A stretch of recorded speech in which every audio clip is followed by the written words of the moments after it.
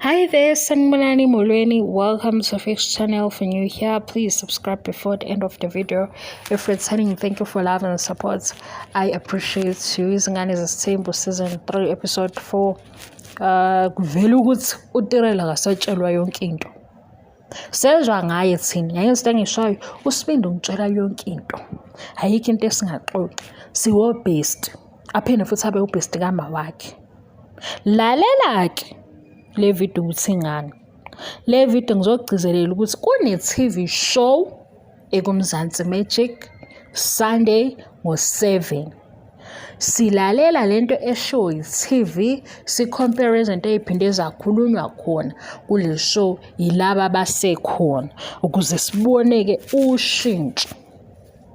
So yafika lana uzoxabanisa uTirela uyafunda. Kanti mina ngikhuluma ngoTirela ofundayo noma ngikhuluma ngoTirela okuzingane Zesithembu. Lo owayethi uSibindi kuye ekhuluma echaza into yakhe, uSibindi engafuni ukuthi ekhulume, kufuna ukuthi kukhulume yena, emtshele yonke into afuna ukumtshela yona ngoba namanje kusenjalo. Kodwa nalapho wayekade ethe uSibindi umtshela yonke into. Kodwa mina ngabona ehleli noSibindi etafuleni wathi ekubuza izinto eziqondene nokuthi kwenzakalani la esikhona. uSibindi wathi ungayingeni leyo nto, mina into engikutshela yona ukuthi wena uzohlala eMzumbe. eMzumbe kusekhaya lakababa, uzohamba uyohlala khona. Uthi njalo uzoyohlala eMzumbe ekhaya kababa wakhe. Akamtshele ngama-plans ukuthi njengoba kuleya season ngangikutshela ngamabhizinisi, mhlambe ngiyayizama i-proposal, ngizama i-business plan, ngihluleka kuphi, ngibona ukuthi kufanele ngizameni ukuze imali ihlangane, sisizane kuphi mase ngiyovela kini. Wayebuza ke uTirela ukuthi phela ngoba nakho sekuhlehla indaba yokuthi ume kanjani emshadweni wakhe uSibindi ongekho nalo mshado ongakabi khona. Wathi uSibindi kuTirela ayezwa sengisweni wathi waze wamphakamisa isandla ukuthi akathule yena eqhubeke ekhuluma. Kuleyo season wathi uTirela uSibindi umtshela yonke into, ayikho into angayazi, okusho ukuthi neyetshitshi uyayazi. Kumanje ke lo Tirela uhleli nomseliku, uchazela umseliku ngoSibindi omtshela yonke into. Yabo lo Tirela engikhuluma ngaye loya wakho TV show. Mina ngimdala kunaye, awukho umona enginawo ngomntwana. Kodwa ngingisho ukuthi hawu, uma bebo babili nengane yabo bobathathu, engekho omunye osagqambukela kwinkulumo abanayo, bobabili nje bakhulume kodwa omunye engaqedeli ukuthi uthini ngoba uthiwe ukuthathe lapho uthi umtshela yonke into noma ufune sikholwe leyo nto. Uyabo, wena uma usuza ngikhuluma kanje uzovela uthi umthandi vele ungiphathise ngesifo engasazi ukuthi siyini ngoba ledo yangitshela ukuthi lapha yakuthi ungayithola. Kule episode uSibindi wayefike kubo kaTirela. uTirela wagijima wathi uzobona uSibindi wakhe, wathi awusekhohle ingane endlini, wabuyela endlini wabuya. Mase buya nengane bahlala lapha yabaxoxa. uSibindi wayisho yonke into ewayefuna ukisho kuTirela, kodwa uTirela akayiqedilanga eyakhe. Sesikhuluma nje nge-communication. Ngayibona ingabhalansi communication yabo. Ngabona ukuthi kuzoba njani. Lo season 3 uTirela ukuphi? Uhleli nomkhulu wengane komseliku. Uzoceba uSibindi kubaba wakhe. Mina ngithi hawu, maya secetshwa usazomceba kangaki ngoba phela yena Mike khuluma uSibindi uthi indaba yakhe leyo utholeleni efonini yakhe ukuthi unezinye intombi. uSibindi lo mtshela yonke into. uSibindi lo wathi uTirela uyisosha, intombi ayitholayo ayishelayo kumele uTirela ayi-approve kwi-phone call ngoba ziyafona, zimfonele zithi umuntu wakho usengishelile uthini. Athi uTirela loyo uzokutholisa ingane, loyo uzokuvezisa ku-TV, loyo uzokuphoxisa ngabantu ku-TikTok, loyo uzothi uthandana naye abebhala ku-social media ukuthi yena uwumudli wokudla okubheke phansi, akayiqedi, ungishayi wesinqa, itheku liphethe, eGoli-ke wabuyisa ukuthi wayesebhayiza kwathiwa kubo buya wena ngoba uzosidayisa. usudlala nabantu abadala kunawe abane-experience empilweni, uzongcolisa igama lala ekhaya ngokuhamba ubhayiza wabuya kubo. Yabona lento engixoxayani ngithatha kwizingane zesithembu, enye ngithatha ku-social media. Wena yini ufuna ukuphendula ngokuthi wazi ukuthi uTirelo ukuphi manje? Mina ngikhuluma ngalokhu ku-TV show.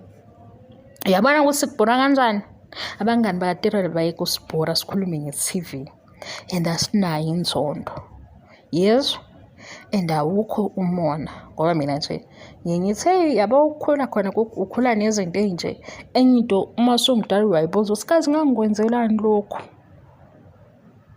ngoba mina kusize ngithiwe into engayibamba ukuthi uTirelo benza ngathi khona into engconywana kwe-lucky side noSibindi bawo-best, kodwa u-best wakhe umenzisa izinto ezi-wrong zokuthi aka-approve iy'ntombi. Yena-ke ngokuthi ufuna ukugowa yedwa lezo y'ntombi akayi-approve, kodwa futhi phela usuke ey'tshela iqiniso ukuthi nayo into ezodlula kuyo ngoba yenzeka kuye.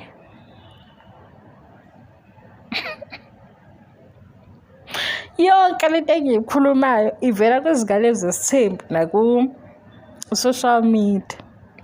Manje angazi ukuthi ngisuke ngifuna ngiyikhulume ngaluphi uhlobo, hhayi ngizisho ngedwa ngathi ngibala abanye njengoba sisabuka i-TV. Manje sizodlala umdlalo owodwa, ngoThando Nesithembu kuyaliwa, kwizingane zesithembu kuyaliwa. Siyibukile i-TV show, kanti senze kanjani? Siyibukile and washo Nkosi yami wathi untshela yonke into uSibindi. uSibindi wathini kuye ethi uvula umlomo ubeka izinto zakhe ayicabangayo nokubuza phela izinto azenzayo njengomuntu athandana naye, wathi shh.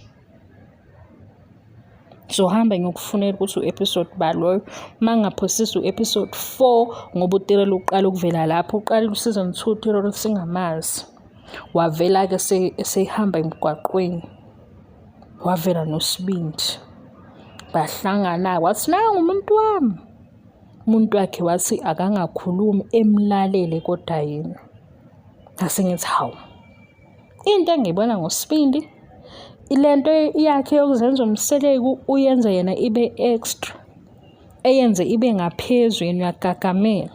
Nomseleku unakho ukuthi engabalaleli amakhosikazi kuThando Nesithembu, kodwa kaSibindi kuwesi ngoba usayingane and uma ikhula ngalomqondo kuzoba kuphi.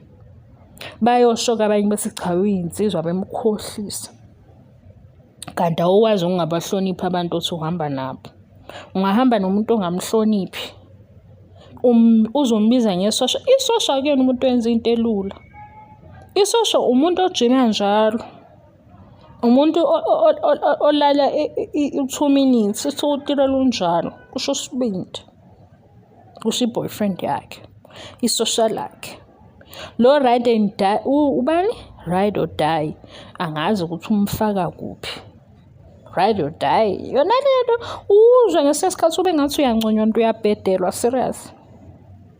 Ngoba manje wazothi nje ubusosha thina sikubuzwe sethi iy'ntombi zifona kuye, zinikwe kuye zinikwe uye uSibindi inamba ukuthi azisho ukuthi nangade ngishena. Sathi ingane ufuna ukuyicisha i-oxygen yoSibindi.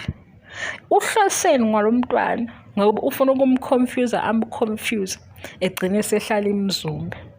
eMzumbe nje uthi akafuna ukuyohlala khona kodwa akapheli khona, ngoba mayihambe engaveli eMzumbe engamluza uSibindi. Uyakwazi futhi lokho, kodwa-ke uSibindi umtshela yonke into. Thina-ke esikhuluma ngale TV show, kuyi-TV show ngoba phela yabo uma kuyi-TV show siyibamba ngokuthi i-TV show ayinaqiniso, kodwa ngiyabona wena ukuthi comment yakho khona ubuhlungu obuzwayo. Uzwa ubuhlungu bokuthi uyalibona iqiniso lokuthi uSibindi akalenzi iqiniso, usayibhayizela. And i-fave yakho istakhile kule ndawo astakhe kuyo.